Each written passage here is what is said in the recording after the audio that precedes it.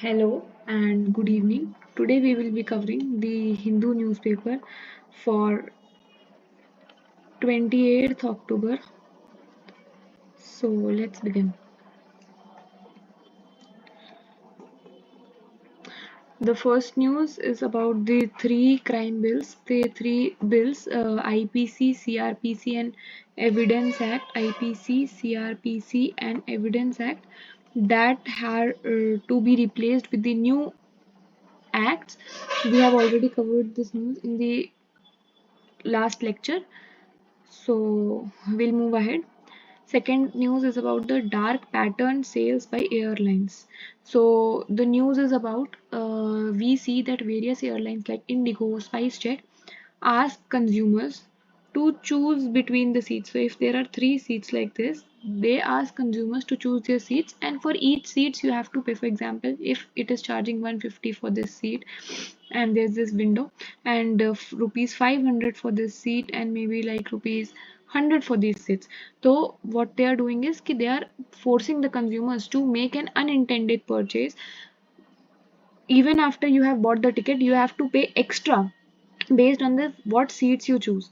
So these patterns are called as dark pattern, and this thing has been called out by the DGCA, Director General of Civil Aviation, and इसी के ऊपर hearing चल रही है. ठीक है, तो let's see what are dark patterns. इनकी क्या हो जाती है, इनका definition क्या हो जाएगा.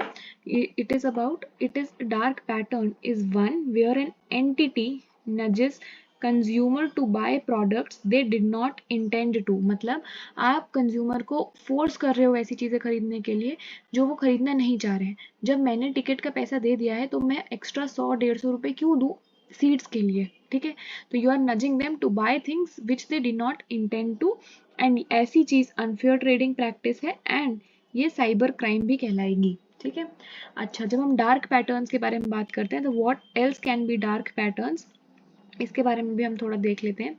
कि जैसे हम देखते हैं कि आपने कार्ट में मान लीजिए कुछ सामान रखा, ठीक है, तो ऑटोमेटिकली उन्होंने आपके कार्ट में और सामान डाल दिया. ठीक है, तो that is known as dark pattern, adding items to the cart automatically. For example, if you do not wish to buy may be 50 rupee का सामान, बट उन्होंने ऑटोमेटिकली आपके कार्ट में डाल दिया है, then you will feel like अच्छा ठीक है मंगा लेते हैं. तो व्हाट हैपेंड इज कि you would not initially wanting to buy, but आपने बाद में बाय कर लिया. क्यों? क्योंकि ऑटोमेटिकली ऐड कर दिया गया था.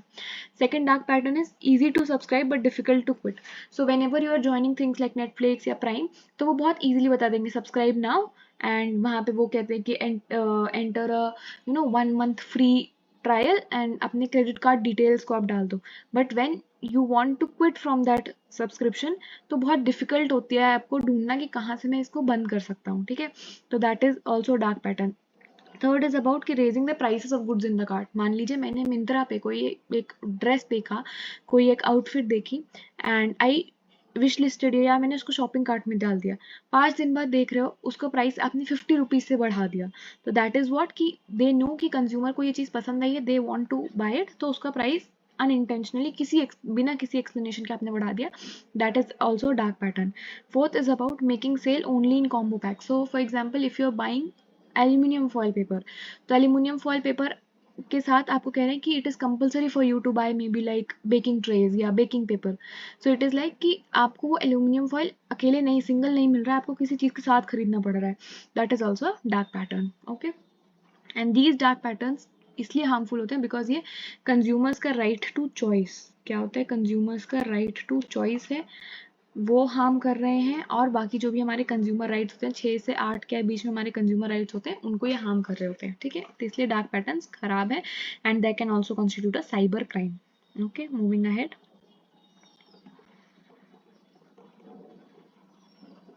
These are all state newses. These are all related to election newses है, voted to power and all that, not relevant from our exam point of view.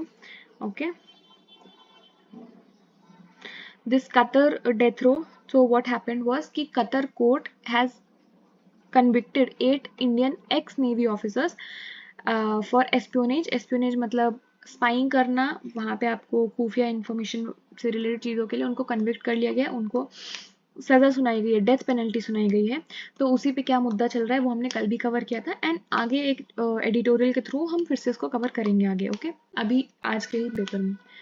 Then यहाँ पे बात हो रही है high court slams Gujarat government for failing to tackle the menace of stray cattle. Stray cattle मतलब क्या है, जो सड़क पे घूमने वाले जानवर हैं, उसका इशू गुजरात जैसे गवर्नमेंट्स में बहुत ज़्यादा देखने को मिल रहा है, जहाँ पे क्या हो रहा है कि जो सड़क पे घूमने वाले जानवर हैं वो तोड़फाड़ करते हैं, वो फार्मर्स की फील्ड्स को नष्ट करते हैं। इसीलिए हाई कोर्ट ने कहा है गुजरात गवर्नमेंट को कि आप कुछ स्टेप्स लीजिए। मूविंग अहेड, सो यहाँ पे एक बात हो रही है, यहाँ पे एंटी नीट बिल के बारे में बात हो रही है। Anti NEET bill, okay, what is this anti NEET bill? So basically हमने देखते हैं कि नीट में क्या होता है। नीट में एक ऑल इंडिया एग्जाम होता है, all India, it's like all India medical entrance exam, okay, medical entrance exam होता है। एंड उसके बेसिस पे जो भी आपकी रैंक, जो भी आपकी मेरिट बनती है, उसके बेसिस पे आप इंडिया के ओवरऑल मेडिकल कॉलेजेस में आप एडमिशन ले सकते हो, ठीक है। तो यहाँ पे जो हमारे पास तमिलनाडु है, तमिलनाडु ये कहता है कि अब क्योंकि ऑल इंडिया मेडिकल एग्जाम है, सबके लिए बराबर है, जिसकी वजह से हुआ क्या है कि कोचिंग इंडस्ट्रीज जो हैं वो बहुत ज़्यादा आ गई हैं, ठीक है। कोचिंग इंडस्ट्रीज बहुत ज़्यादा आ गई हैं, जो बच्चा कोचिंग नहीं कर रहा है वो शायद इस रेस से बाहर हो जा रहा है, ठीक है। तो जिसकी वजह से हुआ क्या है कि जो गरीब सेक्शंस के बच्चे हैं, जो poor sections, under privilege communities के बच्चे हैं, वो लोग मेडिकल सीट्स को नहीं एक्सेस कर पा रहे, मेडिकल एजुकेशन को नहीं एक्सेस कर पा रहे हैं। तो तमिलनाडु गवर्नमेंट का क्या कहना है कि it is against the students of the poor and disadvantage section है। एज अ रिजल्ट तमिलनाडु ये चाहता है कि तमिलनाडु में जो भी मेडिकल कॉलेजेस हैं उनमें एडमिशन होना चाहिए क्लास 12th के मार्क्स के बेसिस पे, ठीक है। रादर देन कि ऑल इंडिया एक वो लेके आओ, आप क्लास 12th के मार्क्स के बेसिस पे आप एडमिशन दो, ऐसा तमिलनाडु कहता है, ठीक है। तो यहाँ पे फिर से वही बात करें तो बिल चाहता है कि आप एग्जेम्प्ट कराओ तमिलनाडु के स्टूडेंट्स को from clearing the central examination in order to get admission into the undergraduate medical courses. That means कि वो चाहते हैं कि हम अपने तमिलनाडु के बच्चों को क्लास 12th के मार्क्स पे एडमिशन दें rather than clearing NEET, okay. तो यहाँ पर मुद्दा ये है, बट यहाँ पर बात कुछ और है। तो यहाँ पे हुआ क्या कि स्टेट गवर्नमेंट ने इस बिल को पास कर दिया, स्टेट गवर्नमेंट ने इस बिल को पास कर दिया, उन्होंने ये बिल गवर्नर के पास भेजा, ठीक है, गवर्नर के पास भेजा उनकी सहमति के लिए।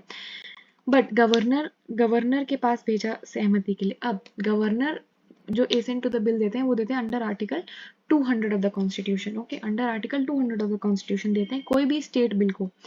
वैसे ही जब कोई भी यूनियन बिल जो पार्लियामेंट बनाती है वो बिल अगर प्रेसिडेंट के पास जाता है तो प्रेसिडेंट ऐसे बिल को असेंट देते हैं अंडर आर्टिकल 111। तो ये दो चीजें प्रीलिम्स के फैक्ट से रिलेटेड है, आ सकता है डायरेक्ट एक स्टेटमेंट बन के, ओके। तो जब कोई स्टेट बिल गवर्नर के पास जाता है तो गवर्नर के पास 4 ऑप्शंस होते हैं, ठीक है, 4 ऑप्शंस होते हैं। पहला कि आप उसको एसेंट दे दो, ठीक है, कि आप उस बिल को मंजूरी दे दो, जिसकी वजह से क्या हो जाएगा, बिल जो है वो एक्ट बन जाएगा, ठीक है। सबसे सिंपल है कि आप उस बिल को मंजूरी दे दो, बिल एक्ट बन गया। सेकंड क्या हो रहा है कि गवर्नर को लग रहा है कि बिल में कुछ कमियां हैं, तो वो क्या कर सकते हैं, बिल को दोबारा भेज सकते हैं असेंबली के पास कि आप एक बार फिर से देख लीजिए, इसको आप रिकंसिडर कर लो, कुछ कुछ चेंजेस कर लो। तो वो क्या हो जाएगी, इसको हम बोलते हैं सस्पेंसिव वीटो। सस्पेंड मतलब क्या होता है, किसी को हम बोल रहे हैं ना सस्पेंड कर दिया। सस्पेंड मतलब क्या हो रहा है कि जैसे हमने कहा किसी चीज को 14 दिन से सस्पेंड कर दिया कि तुम हम 14 दिन बाद स्कूल आना, तो दैट इज व्हाट, इस बिल को हमने 14 दिन से सस्पेंड कर दिया या कितने भी दिन से सस्पेंड कर दिया कि हमने इसको दोबारा भेजा असेंबली के पास कि असेंबली आप इसको देखिए समझिए और फिर हमारे पास दोबारा भेजिए। That is what suspensive veto, okay. तो दूसरा ऑप्शन क्या हुआ है कि हम वापस भेज सकते हैं असेंबली के पास कि आप एक बार फिर से पुनः विचार करके भेजिए। थर्ड इज वो कि गवर्नर डायरेक्टली बिल को रिजेक्ट कर सकते हैं कि नहीं बिल ठीक नहीं है, खत्म, बिल ठीक नहीं है, हम रिजेक्ट करें, अच्छा नहीं है। जैसे फॉर एग्जाम्पल आप मम्मी पापा से परमिशन मांगने गए और उन्होंने आउटराइटली कह दिया कि नहीं, दैट मीन्स पार्टी खत्म, ठीक है। फोर्थ हमारे पास क्या हो जाता है, फोर्थ गवर्नर के पास एक स्पेशल पावर होती है कि ये इस बिल को रिजर्व कर सकते हैं प्रेसिडेंट के लिए, ठीक है, कि सर हमें नहीं समझ में आ रहा है क्या चीज़ है, मैम हमें नहीं समझ में आ रहा है क्या चीज़ है, बड़ा बड़ा मुद्दा है, बहुत बड़ा मुद्दा है, इसीलिए आप देखिए इसको। तो यहाँ पे आप प्रेसिडेंट कंसिडरेशन के लिए रिजर्व कर सकते हो अंडर आर्टिकल 201। तो अंडर आर्टिकल 200 में गवर्नर देंगे अपनी असेंट, ठीक है, ये गवर्नर देंगे असेंट स्टेट बिल पे, और 201 में क्या हो जाएगा, ये मुद्दा हमारे प्रेसिडेंट के पास चला जाएगा, ठीक है। तो ये तमिलनाडु के एंटी नीट बिल के अंदर भी यही हुआ है। एंटी नीट बिल जो था उसके अंदर भी यही हुआ है कि ये आर्टिकल 201 के अंदर गवर्नर ने इसको प्रेसिडेंट के पास भेज दिया, ठीक है। अब जब प्रेसिडेंट के पास आएगा आर्टिकल 201 में, तो प्रेसिडेंट क्या क्या कर सकते हैं, प्रेसिडेंट डायरेक्टली एसेंट दे सकते हैं, डायरेक्टली मंजूरी दे दिया, जब प्रेसिडेंट ने मंजूरी दे दिया बिल एक्ट बन जाएगा, ठीक है। सेकंड क्या हो जाएगा कि प्रेसिडेंट कहेंगे नहीं हमें अच्छा नहीं लग रहा बिल, उसको रिजेक्ट कर देंगे, बिल वहीं खत्म हो जाएगा। तो वही हो जाएगा कि मम्मी ने कहा कि जाओ, इट्स लाइक गवर्नर मम्मी है, मम्मी को समझ नहीं आ रहा कि बच्चे को परमिशन देनी है कि नहीं, मम्मी कह रही है जाओ पापा से पूछ के आओ, पापा इज द प्रेसिडेंट, अगर हम इमेजिन करें, पापा ने कहा नहीं जाना है पार्टी में, दैट मीन्स बात खत्म, that is about bill ends, ठीक। थर्ड हमारे पास क्या हम कर सकते हैं, जैसे गवर्नर कहते थे कि जाइए वापस से विचार करके आइए इस बिल पे, वैसे प्रेसिडेंट भी वापस भेज सकते हैं, sending back the bill again for reconsideration, कि एक बार आप फिर से विचार करके भेजिए। अब यहाँ पे बात ये होती है कि जो असेंबली होती है उसको 6 महीने के अंदर अंदर, 6 मंथ्स के अंदर अंदर दोबारा से प्रेसिडेंट के पास अपना बिल लेके जाना होता है कि आपने क्या विचार किया उसको बताने के लिए, ठीक है। एंड लास्ट में क्या होता है कि president is sitting on the bill, sitting on the bill मतलब प्रेसिडेंट ने कहा कि हम सोचेंगे, पर हमने ये नहीं बताया कि कब तक सोचेंगे, ठीक है, हम सोचेंगे पर ये नहीं बताया कि कब तक सोचेंगे, यानी कि इनडेफिनेट टाइम तक आप उस पे बैठे हो, ना आप उसको हाँ कर रहे हो ना आप उसको ना कर रहे हो, बस आप टाल रहे हो उसको, that is about sitting on a bill. तो यहाँ पे प्रेसिडेंट 4 चीजें कर सकते हैं, या तो बिल्कुल ही मान गए एक बार में राजी हो गए, या तो बिल्कुल ही खत्म कर दिया, या तो बोला कि जाओ फिर से इसको देख के आओ, या फिर कुछ नहीं कर रहे हैं, ना उसको मंजूरी दे रहे हैं ना उसको रिजेक्ट कर रहे हैं, ठीक है। तो that is about article 201 and 200। Okay, moving ahead. तो यहाँ पर एक स्टेट रिलेटेड न्यूज़ है, although not very relevant, but इससे हम कुछ और चीज़ें सीख सकते हैं। तो यहाँ पे हम जानते हैं इंडिया जो है, इंडिया में 1% of the total vehicles in the world है, मतलब अगर दुनिया में 100 व्हीकल्स हैं तो इंडिया में सिर्फ एक व्हीकल है, ठीक है। तो only 1% of all the vehicles in the world है इंडिया में, फिर भी 10% ऑफ ऑल रोड एक्सीडेंट्स जो होते हैं वो इंडिया में ही होते हैं, ठीक है। जितने भी दुनिया में रोड एक्सीडेंट्स हैं उसका 10% इंडिया में है, दैट मीन्स कि इंडिया की जो रोड सेफ्टी है वो काफ़ी पुअर है, ठीक। अब इस रोड सेफ्टी पे अगर हमें कभी कुछ लिखने को आया एथिक्स में या ऐसे में या कहीं पे भी, तो what we can do is हमें गवर्नमेंट स्कीम, दिल्ली गवर्नमेंट की एक स्कीम के बारे में बात कर सकते हैं। दिल्ली गवर्नमेंट की स्कीम क्या है, दिल्ली के फरिश्ते स्कीम, दिल्ली के फरिश्ते, दिल्ली के फरिश्ते स्कीम है। दिल्ली के फरिश्ते स्कीम क्या कहती है, ये कहती है कि you will get a treatment, मतलब यहाँ पे एक बात होती है कि हम उस पर्सन को रिवॉर्ड करेंगे, you will reward the people, reward the people who offer immediate assistance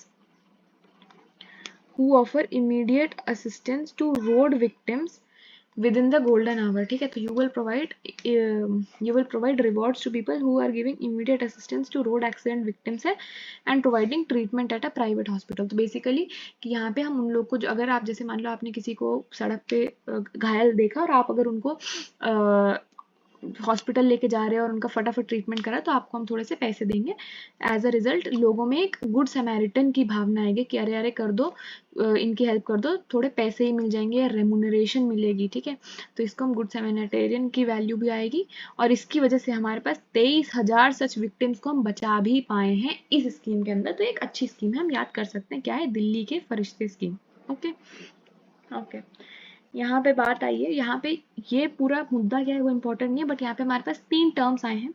पहला क्या है, सिविल डिफेंस वॉलेंटियर्स, ठीक है, सिविल डिफेंस वॉलेंटियर्स ये क्या होते हैं, होम गार्ड्स क्या होते हैं, एंड बस मार्शल्स क्या होते हैं। देखते हैं ये क्या 3 चीजें हैं, ठीक है, let's see.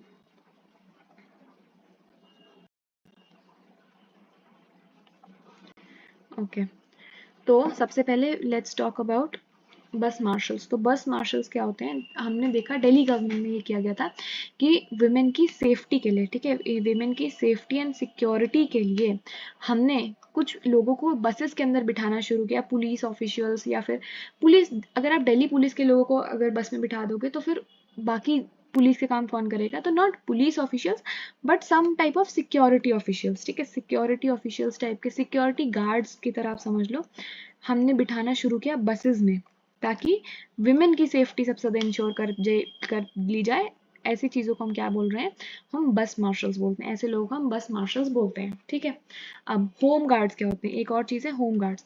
Home guards UPSC pre 2023 में क्वेश्चन आया था, एंड ट्रस्ट मी व्हेन मेरे सामने क्वेश्चन आया, मैं टोटली ब्लैंक थी, मुझे 3 स्टेटमेंट्स में से एक स्टेटमेंट भी नहीं समझ में आ रहा था क्या है। तो लेट्स स्टडी अबाउट इट कि होमगार्ड्स क्या है, रिपीट हो सकता है या रिलेटेड कॉन्सेप्ट आ सकता है, ठीक है।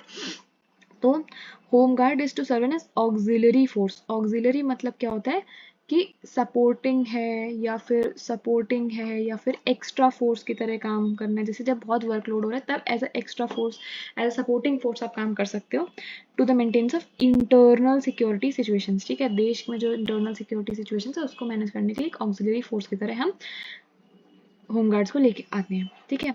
कैसे, क्या कब कब कब काम आ सकते हैं, इमरजेंसी के सिचुएशंस सच एज कोई रेड हो गई है, एयर रेड हो गई है, कोई फायर आया है, natural disaster such as cyclone, earthquake, epidemics हैं, तो हम इन लोगों की सहायता ले सकते हैं, लोगों को इधर से उधर निकालने में या चीज़ें सपोर्ट करने में, तो हम होमगार्ड्स को हेल्प ले सकते हैं, ठीक है।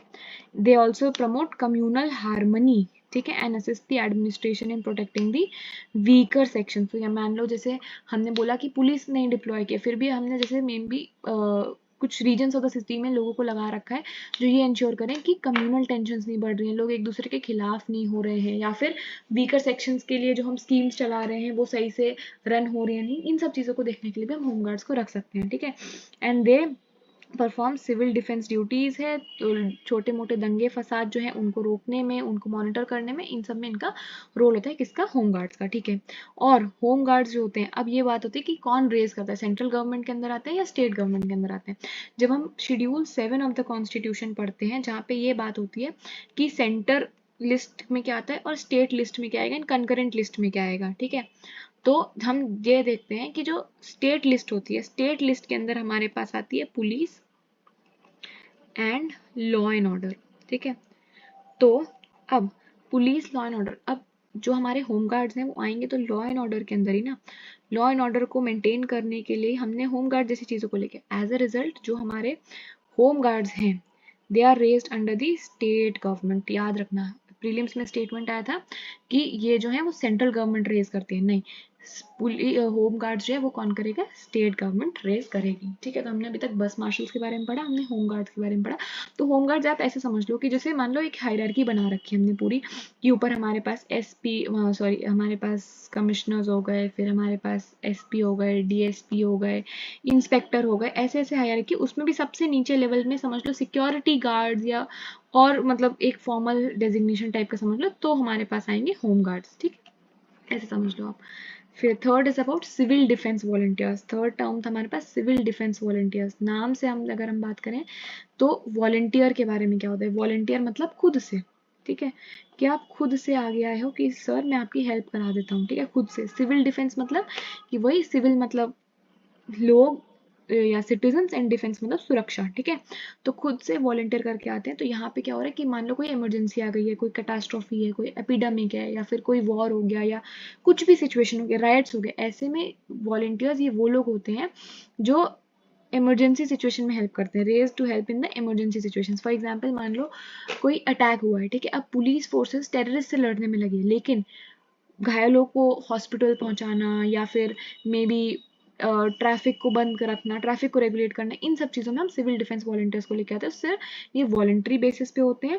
तो इस ऑब्वियसली जब वॉलंटरी बेसिस पे आप खुद से आए हो तो यहाँ पे आपको ऐसा नहीं है कि आपको फॉर्मल एम्प्लॉयमेंट मिल रही है या आपको फॉर्मली एम्प्लॉयड नहीं है ये आपके गवर्नमेंट के अंदर, ये वॉलंटरी बेसिस पे खुद से आते हैं, तो इसलिए इनका पेमेंट इंसेंटिव वगैरह कुछ नहीं होता है, बस ये हेल्प करने के लिए आते हैं, ठीक है। तो हमने 3 चीज़ें पढ़ी, bus marshals, bus marshal, home guards and civil defence volunteers. तो उसी से रिलेटेड था, क्या चीज़ है नॉट वेरी इंपॉर्टेंट, मतलब क्या इशू है वो इंपॉर्टेंट नहीं है, बट ये हमने टर्म्स इंपॉर्टेंट थे इसलिए हमने कर लिए, ओके।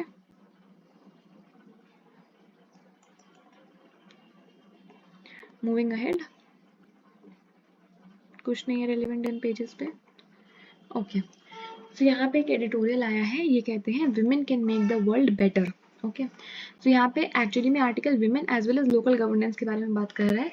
इस आर्टिकल में एक सबसे अच्छी चीज़ जो इन्होंने कही है वो ये कहते हैं कि जब हम बात करते हैं विमेन एम्पावरमेंट की, ठीक है, when we are talking about women empowerment, हमें लगता है कि हम विमेन को मजबूत बना रहे हैं, ठीक है, विमेन को मजबूत बना रहे हैं, बट एक्चुअली में हमें विमेन एम्पावरमेंट चाहिए ताकि हम पूरी सोसाइटी को, पूरे इन्वायरमेंट को, पूरे अर्थ को एक नया ऑर्डर दे पाए, एक नया वो दे पाए, ताकि हर चीज जो है वो बेटर हो जाए। तो वुमेन को एम्पावर करना सिर्फ उनके बेटरमेंट के लिए नहीं, but as a society, as a world, as a whole हमें बहुत ज़रूरी है। ठीक है, तो जब हम बात करते हैं यहाँ पर, सो लास्ट से शुरू करते हैं।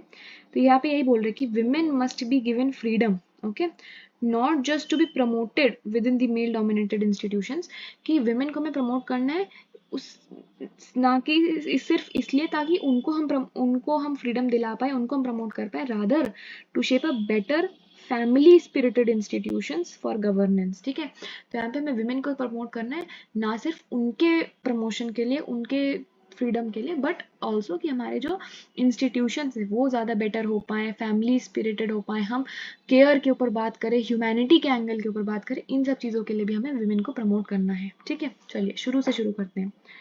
तो यहाँ पे हम बात करें, एक चीज़ आप नोट कर सकते हैं कि इकोनॉमी का जो इस साल का जो नोबेल प्राइज़ है वो किसको मिला है, मिस क्लॉडिया गोल्डन को मिला है। ठीक है, मिस क्लॉडिया गोल्डन, क्लॉडिया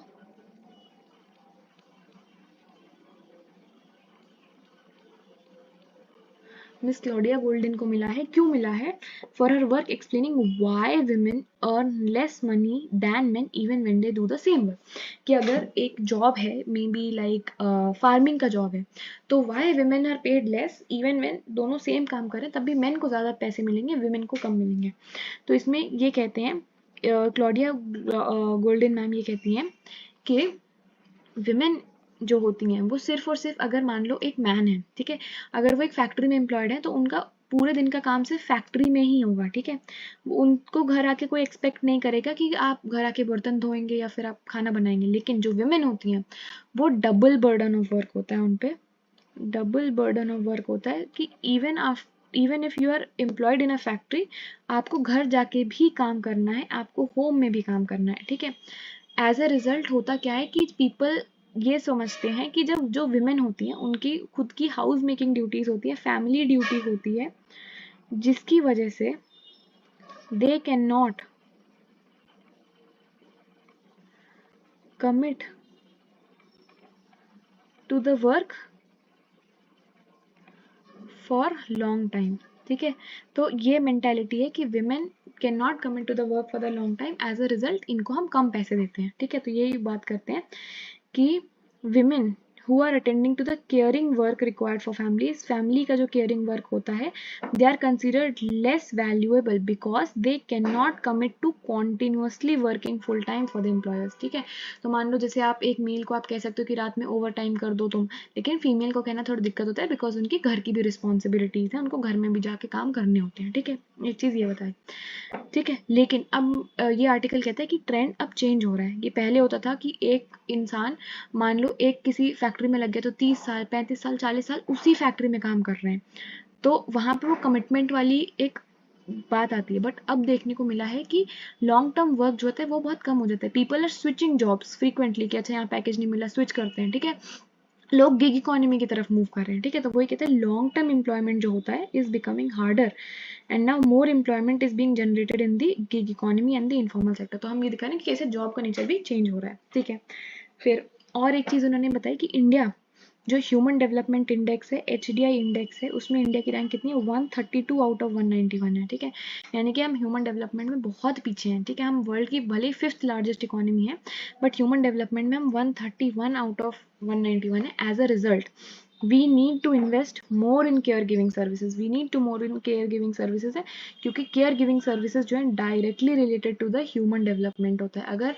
आप बच्चे को अच्छे से केयर कर रहे हो, उसको अच्छी उसकी हेल्थ पे फोकस कर रहे हो, एजुकेशन पे फोकस कर रहे हो, तो ऑब्वियसली ह्यूमन डेवलपमेंट इंडेक्स जो है उसका बढ़ेगा आगे जाके। ठीक है, तो एक चीज़ ये बोलते हैं, बट सैडली, बट दुर्भाग्यवश होता क्या है कि केयर गिविंग वर्क जो होता है उसको हम एक्चुअली में वैल्यू ही नहीं करते मनी इकोनॉमी में। ठीक है, आप बस ये आप इस पे फोकस कर रहे हो कि हम 5th लार्जेस्ट इकोनॉमी है, बट ह्यूमन डेवलपमेंट में फोकस नहीं है, केयर गिविंग के ऊपर फोकस नहीं है। ठीक है, इवन G20 में हमारा जो इंडिया ने G20 होस्ट किया, उसमें भी हमने ये बोला है कि हमें एक ह्यूमन सेंट्रिक डेवलपमेंट को फोकस करना हो जाएगा, गोइंग बियॉन्ड GDP। GDP हमने बहुत फोकस कर लिया 1990s से लेके अभी तक, इवन इंडस्ट्रियल डेवलपमेंट से हम सिर्फ GDP पे फोकस करें, कितना ज़्यादा से ज़्यादा हम प्रोडक्शन कर सकते हैं, बट अब हमें डेवलपमेंट में ह्यूमन सेंट्रिक व्यू को लेके आना पड़ेगा। ठीक है,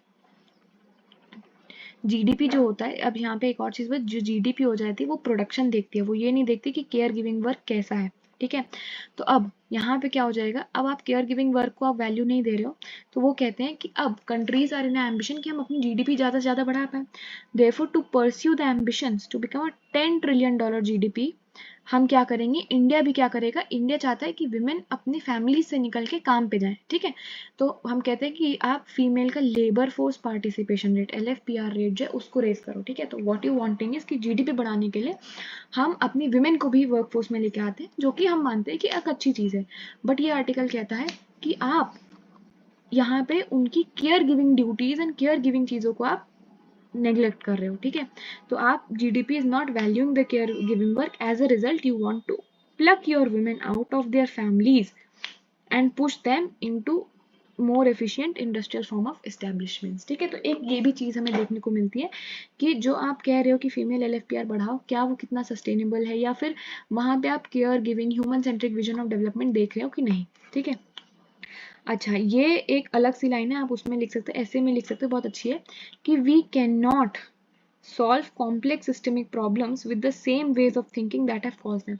कि कोई इशू है, किसी चीज़ की वजह से इशू है, अगर उसको सॉल्व करना है तो हमें आउट ऑफ द बॉक्स सोचना पड़ेगा, ये दूसरे मेथड ऑफ थिंकिंग लेके आना। उसी सेम माइंडसेट से अगर आप सोचोगे जिस माइंडसेट ने प्रॉब्लम को बनाया है, तो आप उसको कभी सॉल्व नहीं कर पाओगे। फॉर एग्जाम्पल, अगर आज विमेन की जो प्रॉब्लम्स हैं वो मे बी पेट्रियार्कल माइंडसेट्स हैं, या फिर आज जो कास्ट की जो प्रॉब्लम्स हैं वो अपर क्लास मेंटालिटी की वजह से है, तो आप जब तक उस अपर क्लास मेंटालिटी को चेंज नहीं करोगे, आप कास्ट की प्रॉब्लम्स को नहीं हटा पाओगे, ठीक है।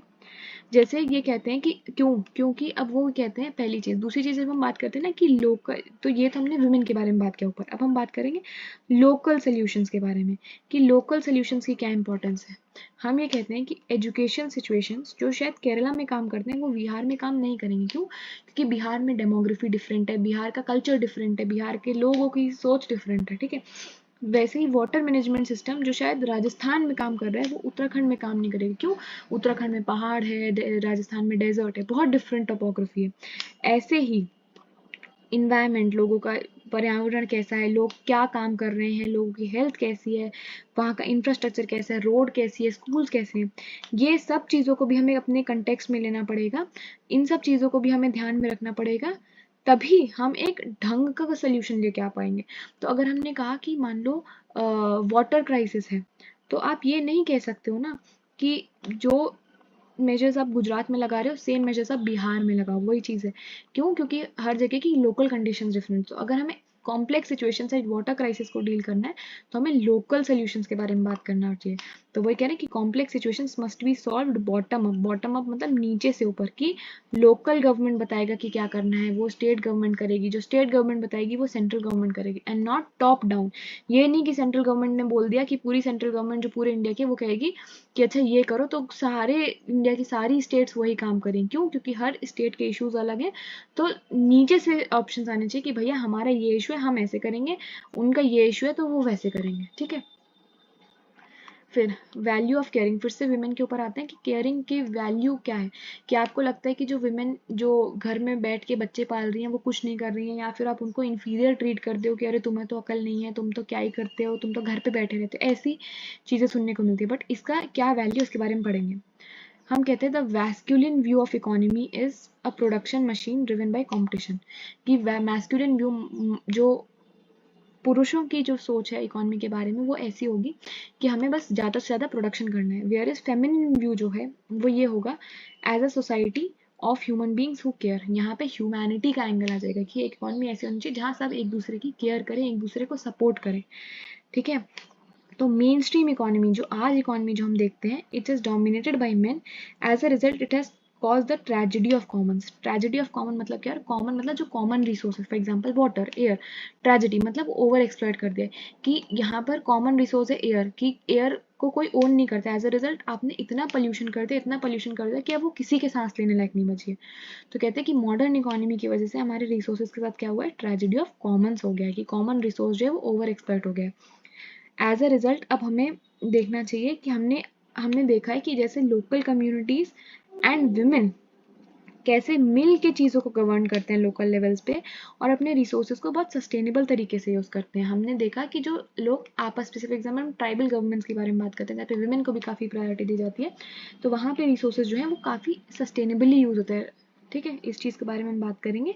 और यहाँ पे फिर हम जाते हैं कि ट्रेजेडी ऑफ कॉमन्स से अब हम प्रॉमिस ऑफ कॉमन्स की तरफ बढ़ते हैं। प्रॉमिस ऑफ कॉमन्स मतलब क्या है कि जो कॉमन रिसोर्स है उसकी तरफ हम प्रॉमिस करते हैं कि हम आपको प्रोटेक्ट करके रखेंगे, आपको हम सस्टेनेबल यूज़ करके रखेंगे। तो पूरे आर्टिकल्स में से कुछ की पॉइंट्स है जिसको हम डिफरेंट पैरामीटर्स में यूटिलाइज कर सकते हैं, कोई ऐसे में जा सकता है, कोई उसमें, but overall it was a good article. Okay, then it is about China India partnership and its global potential. So यहाँ पे पार्टनरशिप के बारे में उतना नहीं, क्योंकि एक चाइनीज ऑफिशियल ने लिखा है, तो obviously she will try to boost China, but India China relations जो है वो अलग ही चीज़ को बताते हैं, तो हम उस पर नहीं जाएंगे चाइना के उससे, बट हम इसमें से कुछ चीज़ें लेके आएंगे जो हमारे IR के वैल्यू एडिशन में काम करेंगे, कंक्लूजन्स में काम कर सकती हैं। ओके, सो यहाँ पे सबसे पहले हम बात करेंगे कि हमारे पास China and India, China and India क्यों, इनके पास बहुत सारी लार्जेस्ट डेवलपिंग इकोनॉमीज हैं, फिर पॉपुलेशन बहुत ज़्यादा है इनकी, as a result they have the responsibility. ठीक है, उनके आपके पास इतनी पॉपुलेशन है, आपकी इकोनॉमी इतनी अच्छी है, तो ये आपकी जिम्मेदारी है, प्लस आपके पास इस समय एबिलिटी भी है और आपके पास एक मौका भी है to illuminate the path forward for mankind है कि आप यहाँ पे मैनकाइंड का पाथ ओरिएंट करो, ताकि जो इस समय ग्लोबल वॉर्स हो रहे हैं, जो आपस में ह्यूमन का दुश्मन बना पड़ा है, उन सब चीज़ों से हम रिजॉल्व कर सकते हैं। ठीक है, यहाँ पे कह रहे हैं हमें क्या मूव करना है, हमें इकोनॉमिक ग्लोबलाइजेशन की तरफ जाना है, जहाँ पर एक ओपन वर्ल्ड हो that reflects the demands and interest of developing economies. ठीक है, हम डेवलपिंग इकोनॉमीज के डिमांड्स एंड इंटरेस्ट के बारे में बात करें, हम पीसफुल डेवलपमेंट की तरफ जाएं। ठीक है, global community of shared future होना चाहिए। तो अगर मैं आज एक अपना फ्यूचर देख रहा हूँ, तो फ्यूचर ऐसा होना चाहिए जो सबके फ्यूचर के बारे में बात करे। तो अगर हम कह रहे हैं कि यूएस है, ठीक है, अगर यूएस कोई कदम उठा रहा है, मे बी फॉर एग्जांपल वो एक पल्यूटिंग इंडस्ट्री लेके आ रहा है, ठीक है, पल्यूटिंग इंडस्ट्री लेके आ रहा है जिससे उसने खूब सारी वेल्थ कमा ली, ठीक है, बट हुआ क्या इससे, इसकी वजह से हुआ क्या कि सी लेवल राइज हो गया। ठीक है, सी लेवल राइज हुआ, क्लाइमेट चेंज हुआ, क्लाइमेट चेंज हुआ, जिसकी वजह से क्या हुआ, आइलैंड नेशन जो है, आइलैंड नेशन जो है वो डूब गया, आइलैंड नेशन जो है वो सिंक कर गया। तो क्या ये शेयर्ड फ्यूचर है? नहीं ना, हमने अपनी ग्रोथ के लिए किसी और नेशन की ग्रोथ को हैम्पर कर दिया, राइट? तो that is not a shared future. हमारा फ्यूचर ऐसा होना चाहिए, जब हम बोल रहे हैं सस्टेनेबल डेवलपमेंट गोल्स के बारे में, सस्टेनेबल डेवलपमेंट गोल्स के बारे में, कि मैं ग्रो करूंगा तो आप भी ग्रो करोगे, यार माई growth is not hampering the growth of other country and other generation. ठीक है, तो यहाँ पे हम शेयर्ड फ्यूचर्स के बारे में बात करेंगे। ठीक है, कॉमन डेवलपमेंट के बारे में बात करेंगे। ठीक है, फिर countries should uphold the principles of mutual respect. ठीक है, इट डज नॉट मैटर कि आपकी कंट्री कितनी बड़ी है कितनी छोटी है, आप सबको इक्वली ट्रीट करो। ठीक है, इक्विटी एंड जस्टिस, कोऑपरेशन, इन सब चीज़ों के बारे में हम बात करेंगे। ठीक है, फिर यहाँ पे एक बात आती है सेलेक्टिव मल्टीलेटरलिज्म। सेलेक्टिव मल्टीलेटरलिज्म मतलब क्या हो रहा है, मल्टीलेटरलिज्म मतलब क्या हो रहा है कि हम मल्टीपल पावर्स आ रहे हैं, मल्टीपल पावर पॉइंट आ रहे हैं, मल्टीपल पावर सेंटर्स के बारे में बात होती है कि एक तरफ यूएस है, एक तरफ यूरोप है, एक तरफ चाइना है, एक तरफ इंडिया है, एक तरफ रशिया है। ठीक है, तो that is about multilateral world. तो वो कह रहे हैं कि आप सेलेक्टिव मल्टीलेटरलिज्म के बारे में बात नहीं कर सकते कि आपको जो, मान लो यूरोप है, तो यूरोप सिर्फ उन्हीं कंट्रीज के साथ रिलेशनशिप बनाएगा जो कंट्रीज उसको अच्छे लगते हैं या जिसकी लाइक माइंडेड कंट्रीज हैं। तो अगर आप सिर्फ उन कंट्रीज के साथ ही अच्छे टाइज बना रहे हो जो आपको अपील करते हैं, दैट इज सेलेक्टिव मल्टीलेटरलिज्म। आप मल्टीलेटरलिज्म के नाम पे आपने मल्टीपल पार्टनर्स तो बना लिए, बट मल्टीपल पार्टनर्स आपके क्या मल्टीपल व्यूज को रिप्रेजेंट कर रहे हैं? नहीं। तो that is about selective multilateralism. फिर ये पूरा एक स्टोरी है जहाँ पे एक वुमेन ने अपनी पूरी फैमिली को पॉइजन कर दिया, तो उसके बारे में बताया गया, स्टोरी नॉट इम्पोर्टेंट। यहाँ पर बात आई है कि सिंपली उन्होंने ये बोला कि अगर कोई post high court Allahabad high court ने क्या कहा कि अगर किसी ने कोई पोस्ट डाली फेसबुक, इंस्टाग्राम, ट्विटर पे, और अगर आप उस पोस्ट को लाइक कर रहे हैं, तो सिर्फ उस पोस्ट को लाइक करना does not is not a punishable offence. जैसे मान लो हम ये कहते हैं, आईटी एक्ट ये कहता है कि अगर आपने कुछ आपत्तिजनक चीजों को डाला है, पोस्ट किया है, पब्लिश किया है, पोस्ट किया है, तो आप उसके खिलाफ, अगर वो चीज आपत्तिजनक है, तो वो आपके ऊपर एक केस बन सकता है, एक प्रोसीडिंग बन सकती है, क्राइम कंसीडर किया जा सकता है। लेकिन मान लो मैंने एक बहुत भड़काऊ भाषण डाल दिया अगेंस्ट एनी कम्युनिटी एक्स, ठीक है, कम्युनिटी एक्स के अगेंस्ट मैंने बहुत ही हेट्रेड भरा कमेंट डाला, मैं हेट्रेड भरा पोस्ट डाला, तो यस, मैं इस चीज के लिए आईटी एक्ट के अंदर मेरे ऊपर एक केस बन सकता है, ये ऑफेंस है। बट किसी एक दूसरे इंसान ने मेरी इस पोस्ट को लाइक किया, सिर्फ लाइक किया, दैट डज नॉट मीन कि उस इंसान ने भी ऑफेंस किया है, क्योंकि सिर्फ लाइक करना does not mean publishing the content. बस इतनी सी बात है।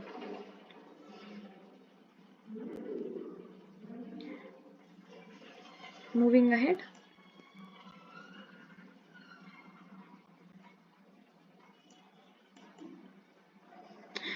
ये हमने कतर वाला केस देखा था, जहाँ पे हम बात कर रहे थे कि 8 एक्स नेवी ऑफिशियल्स को कतर ने डिटेन कर लिया है, और वहाँ पे डिटेन करके फिर प्रोसीडिंग्स हुए और उनको बोला कि आप स्पाइंग के जुर्म में आपको डेथ पेनल्टी दी गई है। तो हमने कल के लेसन में हमने कुछ ऑप्शंस देखे थे कि इंडिया क्या कर सकता है। तो ये बोला था कि आप अपील करो हायर जुडिशरी जो भी है उनकी, कि एक बार फिर से केस को कंसीडर करो, हियरिंग कराओ। दूसरा उन्होंने बोला कि आप डिप्लोमेटिक लेवल्स अपने एम्बेसडर से बात करो और कुछ क्लेमेंसी को लेके आओ। तीसरा उन्होंने बोला कि पीएम लेवल पे आप बात करो टू ग्रांट मर्सी, कि माफी दे दो, मर्सी दे दो, या माफी दे दो, या दया वो कर दो। एंड फोर्थ इज अबाउट कि एक इंटरनेशनल मूवमेंट चलाओ टू गेट क्लेमेंसी, कि आप किस बेसिस पे आपने वो हमें किस बेसिस पे आपने हमारे को कन्विक्ट किया, या क्या चीजें। तो ये 4 चीजें हुई कि जुडिशियल लेवल पे, डिप्लोमेटिक लेवल पे, पीएम लेवल पे, एंड देन इंटरनेशनल लेवल पे, 4 चीजें हमने किया। और 2-3 चीजें इसमें हमने देखने को मिली कि जो इंडिया कतर, जो जैसे अगर इंडिया के किसी नेशनल को आपने सजा सुनाई है, that will obviously effect, yes, so अगर इंडिया के नेशनल्स को आप पकड़ लेंगे तो this will effect the India और कतर के रिलेशंस, ठीक है। तो उसके बारे में भी इम्पैक्ट पड़ेगा। एज अ रिजल्ट कतर की तरफ से भी हम एक्सपेक्ट कर रहे हैं कि कतर भी थोड़ी क्लेमेंसी को ग्रांट करे in order to have good relations with India. Okay, अब हम बात करते हैं, यहाँ पे एक चीज़ और बात हुई है कि इंडिया और कतर ने 2015 में एक अग्रीमेंट किया था, जिसके हम क्या बात करेंगे, ट्रांसफर ऑफ सेंटेंस्ड पर्सन हो जाएगा अंडर दिस अग्रीमेंट, कि अगर इंडिया का कोई प्रिजनर जिसको कतर में सजा हुई है, तो उसको आप इंडिया लेके आ सकते हो ताकि वो अपनी सजा इंडिया में काट सके, ठीक है, so that they are sentence near their families, ठीक है। तो यहाँ पे यही बात हो रही है कि अगर इस ट्रांसफर ऑफ सेंटेंस पर्सन भी एक अग्रीमेंट है, इसको भी हम शायद इस केस में लेके आए, जहाँ पे इंडिया के कोई सिटीजन कतर में अगर कन्विक्ट हुआ तो उसको आप इंडिया लाके उसको इंडिया के प्रिजन में रखो, एज एंड सिमिलरली अगर कतर का कोई पर्सन इंडिया में कन्विक्ट हुआ है तो आप उसको कतर ले जाके वहाँ की जेल्स में रख सकते हो। तो ये एक चीज़ हमने देखी। फिर ये असेंबली पोल्स से रिलेटेड है, नॉट इम्पॉर्टेंट। यहाँ पे बस एक चीज़ दिखाई गई थी कि अभी हमारे पास रिसेंटली विमेन रिजर्वेशन बिल आया, जहाँ पे हमने बात किया था कि 33% सीट्स जो हम एमपी और एमएलएज वाली हैं वो विमेन के लिए रिजर्व करने की बात कर रहे थे। तो उससे रिलेटेड हम एक डेटा यूज़ कर सकते हैं कि बस्तर जो रीजन है वहाँ पे 10 लाख विमेन वोटर्स हैं एंड सिर्फ 9 लाख मेन वोटर्स हैं। समझ रहे हो, मतलब women voters are more than male voters, 51% के आसपास है विमेन वोटर्स, एंड स्टिल सिर्फ 2 विमेन कैंडिडेट्स खड़ी किए गए हैं 12 असेंबली सीट्स पे। तो that is why there is a need to be reflected in the electoral politics as well. There is a need to reflect the participation of women in electoral politics, ठीक है, कि ये जो कम representation of women in electoral politics है, despite being having 50% of the Indian population, इसलिए हमें ऐसी चीज़ों की ज़रूरत पड़ती है। फिर यहाँ पे जब हम बात करते हैं तो हमने ये देखा है कि इंटरनेट के बारे में तो ठीक है, सबको पता है कि इंटरनेट इंडिया में काफ़ी सस्ता भी है, स्पीड भी अच्छी है और काफ़ी लोगों को एक्सेस हो जाएगी। दूसरा, हमें जब हम बात करते हैं कि डोमेस्टिक, जैसे हम बात करते हैं कि सारा जो इलेक्ट्रॉनिक्स हम यूज़ करते हैं, हम बहुत कॉमनली कहते हैं कि अरे ये तो चाइना का माल है, चाइना का माल है, बट पिछले 5-6 सालों में इंडिया ने डोमेस्टिकली इलेक्ट्रॉनिक्स की मैन्युफैक्चरिंग में काफ़ी ज़्यादा सक्सेस पाई है। ये चीज़ें याद रखने की, इलेक्ट्रॉनिक्स मैन्युफैक्चरिंग हमारे इंडिया में काफ़ी ज़्यादा बढ़ गई है। एज अ रिजल्ट हमने 2 लाख करोड़ तक के 2 लाख करोड़ तक के इलेक्ट्रॉनिक्स एक्सपोर्ट भी किया है। 2 lakh crore, big number. Okay, moving ahead. तो यहाँ पे कहते हैं कि विक्रम लैंडर के बारे में बात हो जाएगी। इसने kicked up 2 tons of lunar dust. तो लेट्स सी व्हाट हैपेंड। यहाँ पे हुआ क्या, जो ये विक्रम लैंडर है इंडिया का चंद्रयान 3 के अंदर जो गया था, चंद्रयान 3 के अंदर जो गया था, तो यहाँ पे इसने क्या किया, जब ये बैठ रहा था मून के सरफेस पे, एज अ रिजल्ट जब ये बैठा तो यहाँ से बहुत सारी जो मून की धूल है वो ऊपर उठी। जैसे कोई गंदे सरफेस पे एक बुक को आप ऊपर से पटको तो बहुत सारी धूल उड़ती है, तो वैसे ये धूल उड़ी, और जब ये धूल उड़ी तो इसने विक्रम लैंडर के आसपास एक ऐसा हेलो जैसा बना दिया। ठीक है, तो यही बताया गया कि जब विक्रम लैंडर लैंड किया तो एक हेलो जैसा बना around the Vikram lander. That is the basic news है। सेकेंड हम ये बात कर रहे हैं, next news is Mizoram has highest cancer incidence rate. ठीक है, सबसे ज़्यादा कैंसर इंसिडेंट रेट हमारे को मिजोरम में देखने को मिल रहा है। तो यहाँ पे बात ये हो रही है कि मिजोरम जो है इट इज़ द कंट्री का सेकेंड लीस्ट पॉपुलस स्टेट, मतलब जनसंख्या के हिसाब से मिजोरम में दूसरे नंबर पे आता है जहाँ पे सबसे कम जनसंख्या है, फिर भी हाईएस्ट कैंसर इंसिडेंट देखी गई है मिजोरम में। तो इसके क्या क्या रीजन है, जल्दी जल्दी फटाफट देख लेते हैं। पहला चीज़ क्या है कि मिजोरम लेस डेवलप्ड है। एज अ रिजल्ट होता क्या है कि कैंसर में रिसर्च एंड डेवलपमेंट नहीं हुआ है उस स्टेट में। दूसरा, वहाँ पे कैंसर से रिलेटेड हॉस्पिटल्स नहीं है, डायग्नोस्टिक फैसिलिटीज़ नहीं है जो कैंसर की चीज़ों को पकड़ पाएँ कि अच्छा इनको कैंसर है। दूसरा, कैंसर से रिलेटेड पहले डायग्नोसिस नहीं कर सकते, दूसरा डायग्नोसिस कर भी लिया है तो उसको कैंसर से रिलेटेड क्योर नहीं कर पा रहे हैं। तो ये एक तो पुअर डेवलपमेंट है। तो यहाँ पे हम ये भी बात करते हैं कि नॉर्थ ईस्ट जो है वो लेस डेवलप्ड है than rest of the country. उसका एक हमें रिपरकशन, उसका एक आउटकम हमें देखने को मिला है कि हाई कैंसर इंसिडेंस है फर्स्ट। सेकंड, एक जो एंथ्रोपोलॉजिकल रीजन है that is एंडोगैमस tribal culture. एंडोगैमस tribal culture क्या है, एंडोगैमस मतलब अपनी ही फैमिली में शादी करना। ठीक है, जैसे समझ लो अपने बहन की बेटी से शादी करा दी, या फिर अपने मामा के बेटे से अपनी बेटी की शादी करा दी, इस टाइप की चीज़ हो जाए कि विद इन दी फैमिली ही आप शादी कर रहे हो, जिसकी वजह से क्या होगा कि फैमिली के जो जीन्स हैं वही आपस में सर्कुलेट होते रहेंगे। ऐसा क्या हो रहा है कि अगर हम एक्सोगैमस मतलब बाहर अपने रिश्तेदारों से बाहर अगर शादी करेंगे तो मेरी फैमिली के जीन्स और दूसरी फैमिली के जीन्स वो मिलके नए सेट ऑफ जीन्स बना देंगे। ठीक है, तो यहाँ पे क्या होगा, सिर्फ अच्छे अच्छे जीन्स जो हैं वो प्रमोट होंगे। बट अगर एंडोगैमस में है तो मेरी ही फैमिली के जीन्स जो हैं वही बार बार आगे आने वाली जनरेशन में जाएंगे। ठीक है, मेरी ही फैमिली के जीन्स बार बार आगे आने वाली जनरेशन में जाएंगे। एज अ रिजल्ट जो डिजीज जो डिजीज इस जनरेशन में थी वही डिजीज इस जनरेशन में जाएगी, वही डिजीज आगे आने वाली सारी जनरेशन में जो है वो परपेचुएट होती जाएगी। ठीक है, तो यहाँ पे हमने वही देखा है कि सेम जीन्स जो होते हैं they transmit from generation to generation हो जाएगा, causing high chances of disease की कॉन्टिन्यूटी। इसका भी एक फॉर्म आया कि कैंसर इसलिए ज़्यादा पाया जा रहा है बिकॉज इनका कल्चर जो है वो भी काफ़ी एंडोगैमस है। ठीक, यही हो जाएगा कि हमने एंडोगैमिटी के बारे में बात किया एंड डर्थ मतलब कमी, specialised diagnostic facilities. Okay, moving ahead.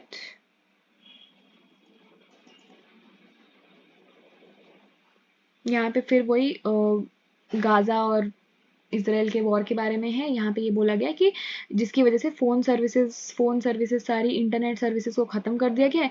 अब जिसकी वजह से लोगों को बेसिक एम्बुलेंस सर्विसेज को भी एक्सेस करना दिक्कत हो रहा है। ठीक है, तो ये दिखाया गया कि वॉर भले ही कोई दो सेक्शंस लड़े, ठीक है, इसराइल हमास लड़ रहे हैं, रशिया यूक्रेन लड़ रहे हैं वॉर, बट सबसे ज़्यादा इम्पैक्ट अगर किसी पे पड़ता है तो वहाँ पे रहने वाले सिविलियंस पे पड़ता है, वहाँ पे रहने वाले सिटीजन्स पे पड़ता है। इट डज नॉट मैटर कौन जीत रहा है कौन हार रहा है, पर ह्यूमैनिटी जो होती है वो हर बार हर वॉर में जो कांस्टेंट हारने वाली साइड होती है वो ह्यूमैनिटी होती है, वो सिविलियंस होते हैं जो लूज करते हैं इररिस्पेक्टिव ऑफ कौन जीतता है। ओके, फिर यहाँ पे बात हुई, रिलायंस ने अपनी सैटेलाइट नेट सर्विसेज में सैटेलाइट इंटरनेट सर्विसेज लॉन्च किया है। तो सैटेलाइट इंटरनेट सर्विसेज कहाँ किसके लिए लॉन्च किया है? 4 of the remotest district in India. Remotest मतलब सबसे पीछे के जो डिस्ट्रिक्ट हैं जहाँ पे कोई कनेक्टिविटी नहीं है, उनके लिए हमने इंटरनेट सर्विसेज लॉन्च किया, सैटेलाइट इंटरनेट सर्विसेज। ठीक है, तो let's see what are satellite internet services. Satellite internet services के बारे में बात है, तो हमने देखा अगर हमने एक टावर लगाया यहाँ पर, ठीक है, एक टावर लगाया है, तो टावर की रेंज कितनी होगी? इतनी, मैक्स टू मैक्स इतना एरिया कवर कर पाएगा। ठीक है, तो ऐसे अगर आपको पूरा ये एरिया कवर करना है, तो आपको मल्टीपल टावर्स लगाने पड़ेंगे। टावर टावर 1 हो गया, टावर 2, टावर 3, ऐसे बहुत सारे टावर्स लगाने पड़ेंगे। एज अ रिजल्ट कुछ रिमोट एरियाज हो जाएंगे जहाँ पे आप इंटरनेट नहीं पहुंचा पाओगे, जहाँ पे टावर नहीं लगा पाओगे।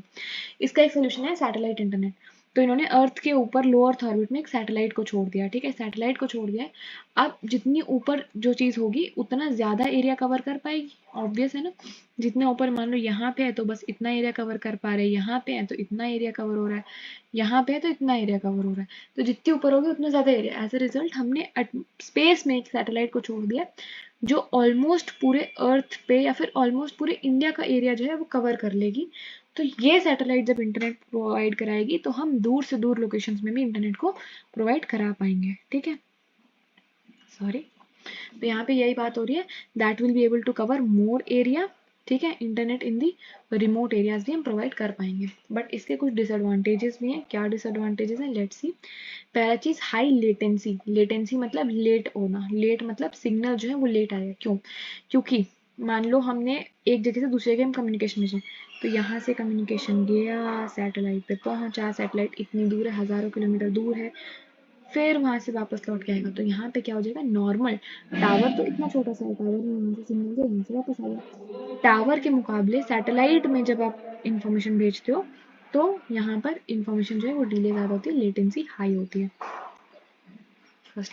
सेकंड क्या हो जाएंगे कि अब जियो भेज रहा है, जियो के साथ एयरटेल अपना भेजेगा, ठीक है, इलॉन मस्क अपना भेजेंगे, ऐसे करके हजारों कंपनी आएंगी जो अपने वो भेजेंगे satellite. As a result space में प्राइवेटाइजेशन हो जाएगा, स्टेट्स में आप ओनरशिप करने की बात कर रहे हो, ठीक है, तो वहाँ पे इशू आ जाएगा। दूसरा क्या हो रहा है? स्पेस डेब्री, स्पेस में कूड़ा कचरा बढ़ने लगेगा, आपस में चीज़ें टकराने लग जाएंगी। भाई स्पेस है तो लिमिटेड ही ना, ऐसा थोड़ी ना कि अनलिमिटेड है। स्पेस जो लो अर्थ ऑर्बिट है वो लिमिटेड है, तो वहाँ पे भीड़ होने लगेगी। जब भीड़ होगी, ट्रैफिक होगा, तो वहाँ पे भी कुछ कुछ इश्यूज आएंगे। ओके, फिर third is about spying chances by other countries. पहले क्या हो रहा है कि अब आपने पूरे अर्थ के ऊपर आपने सैटेलाइट लगा रखी है, तो यू नेवर नो कौन सी सैटेलाइट, पता चला पाकिस्तान ने कोई सैटेलाइट लगाई और वो इंडिया के ऊपर डेटा देख रहा है कि अच्छा ऐसा हो रहा है, ऐसा हो रहा है, तो यहाँ पे स्पाइंग के भी चांसेस बढ़ सकते हैं।